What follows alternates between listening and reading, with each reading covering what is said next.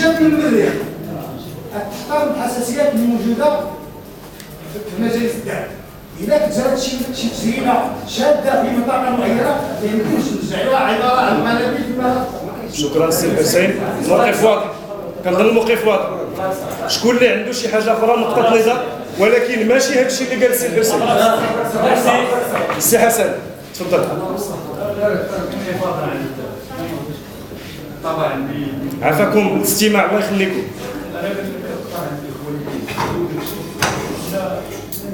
كما كيف يحجبوا هنالك اداه طرح المسائل متناوله.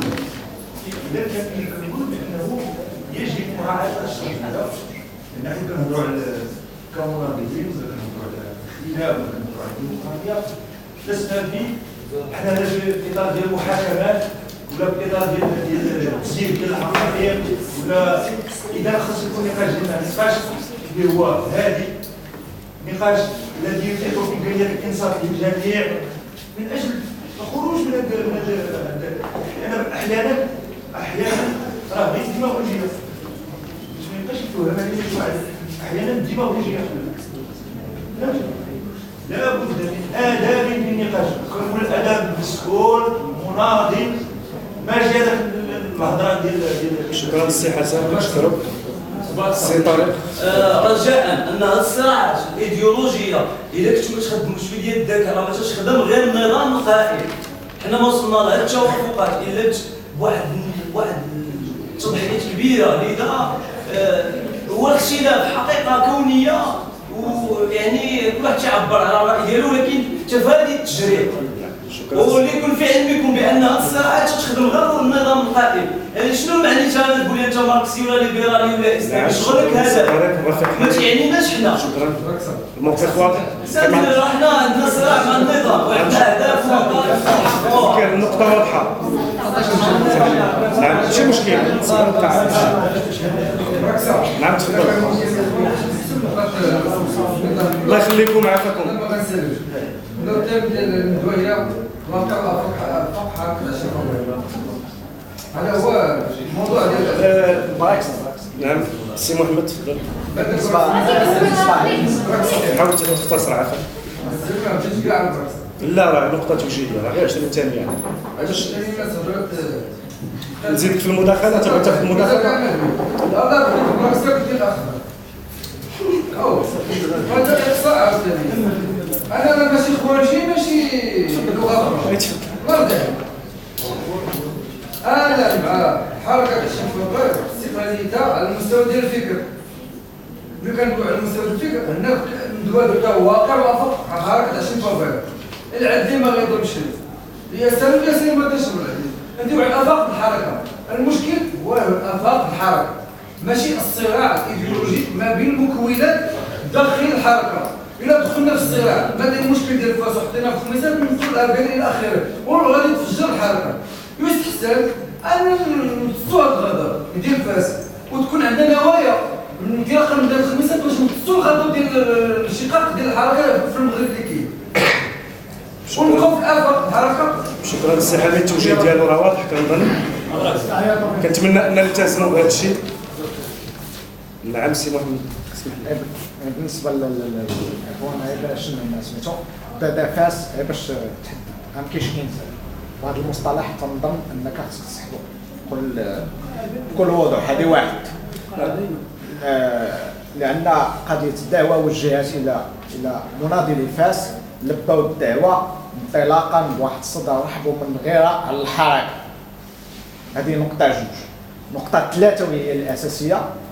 فعلا انا اخالف راي الاخوان الرفاق ديال فاس اننا اشكاليه صراع مدينه فاس له خصوصيته في المغرب كله وخاصه تبقى داخل فاس.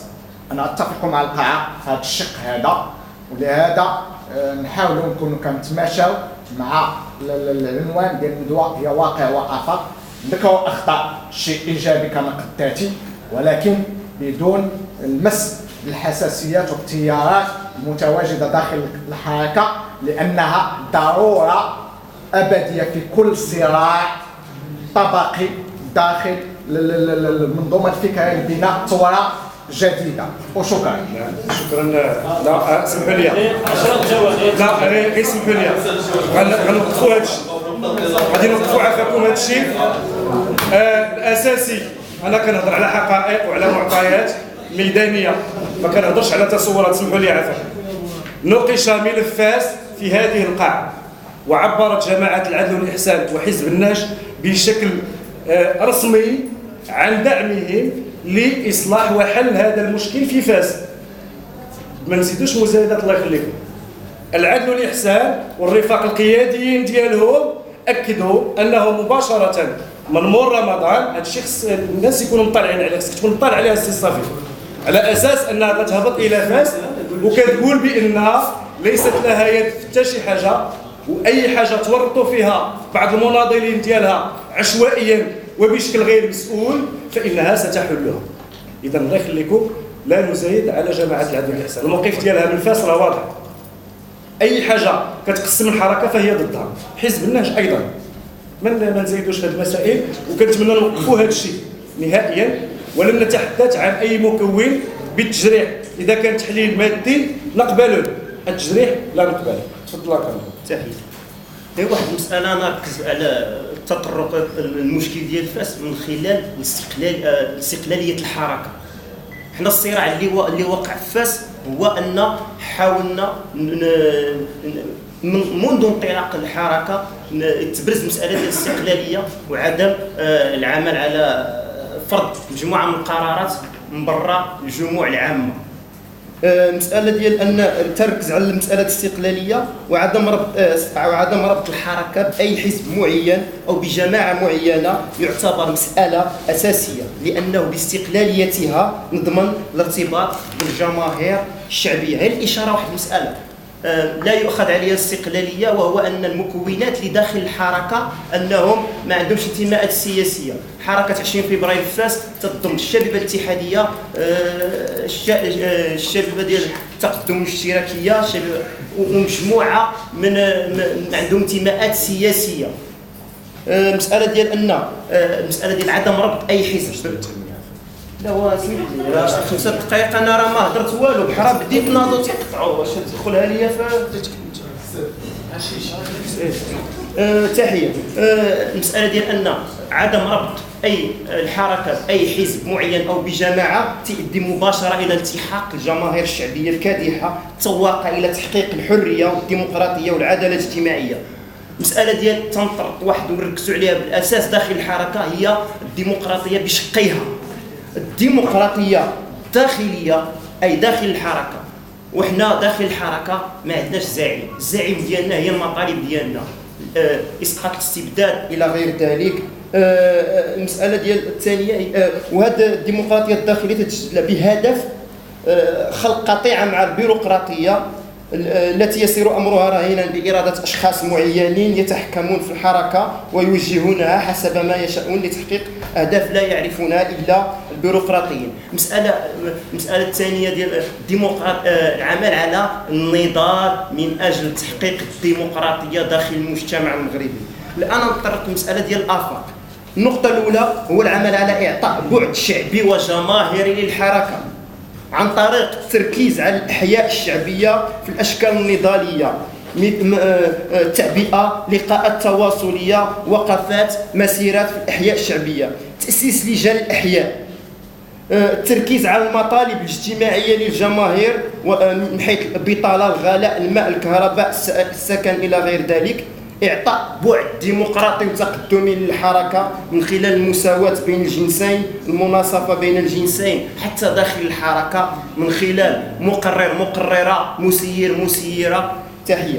ومسألة أخرى الدفاع على الحريات الفردية والحريات الجماعية. مسألة أخرى هي حنا بصراحة المطالب ديال الحركة كانت صدرات من طرف فئة محددة في البداية ديالها. الآن حان الوقت لإعادة صياغة وتدقيق في المطالب، لأن الشعب الآن تلاحظوا أن التحقت الجماهير الشعبية بالحركة. هنا تنعاودوا إعادة صياغة مطالب الحركة اللي ما تبقاش مقتصرة على واحد تنعتب أنها صيغة من طرف الطبقة البرجوازية. تحية. شكرا سي